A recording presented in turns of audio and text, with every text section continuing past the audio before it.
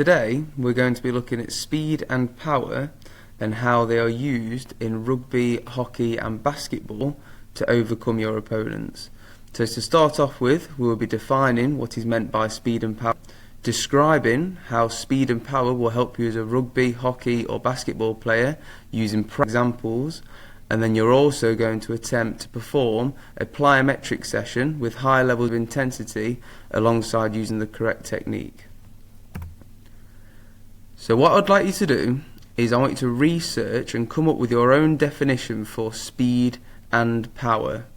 Okay, so I'd like you to pause the video now, come up with your own definition for speed and power, and then once you've done that, you can then resume the video.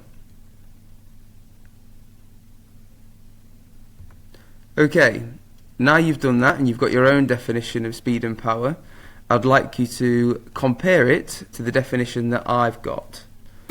So I've got the definition down of speed is the ability to move the body quickly over a set distance, and power is speed times strength. So speed is how quickly you can move over a distance, for example 10 meters. However, power is the speed in which you can exert a large amount of force.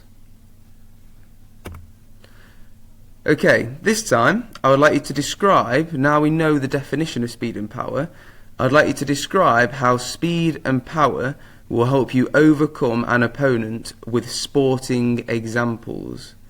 Okay, so what I'd like to do is pause the video, come up with your own definition, okay, and describe how speed and power will help you overcome an opponent with sporting examples. Okay, if you pause it now and then resume the video once you're done.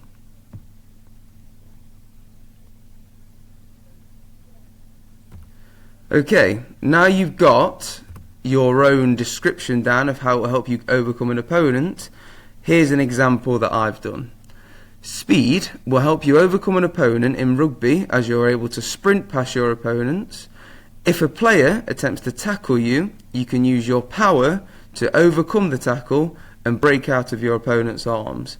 Furthermore, once you have gone past your opponent, you would be able to increase the distance between you and the defender using your speed.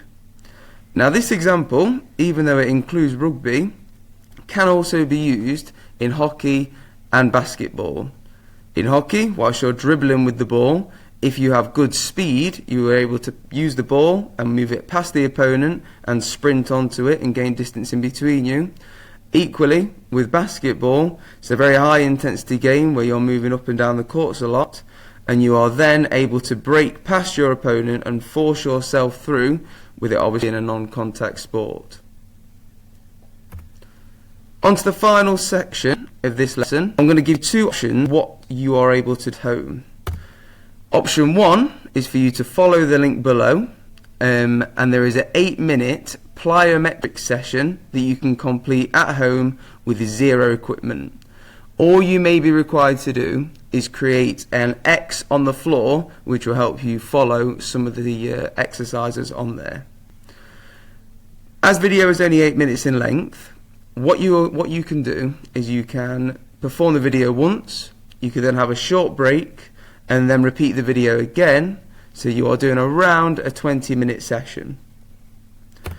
Option 2 is designing your own plyometric session using research that you can conduct where you only use your body weight exercises. What you can do is use the guide below to inform you on how you should conduct your session. Now, following the medium, hard and extra hard rules, for medium you need to complete it for 10 minutes and you will do the exercise for 10 seconds and have a rest for 40 seconds. And some example of exercises you can do are high knees, running on the spot and heel flicks. The hard section is a 15-minute exercise session with 15 seconds of exercise and a 35-second rest. Examples are mountain climbers, jump squats and explosive jumping jacks. And then extra hard is a 20-minute session doing exercise for 20 seconds and resting for 30 seconds. And these include burpees, jumping lunges or shuttle runs. Now, a plyometrics exercise is where you do an exercise over a short period of time, but you do it explosively. So if you were to do explosive jumping jacks, rather than just doing a normal jumping jack or star jump as you might know them, you would jump off the floor, spring out your limbs, and then back down. Equally with jump squats, rather than just doing a squat where you will go down and then up in a sort of slow motion, as you bring yourself up from the seated position, you will jump, so your legs are coming off the floor and then back into a squat on the ground. Good luck with your exercises.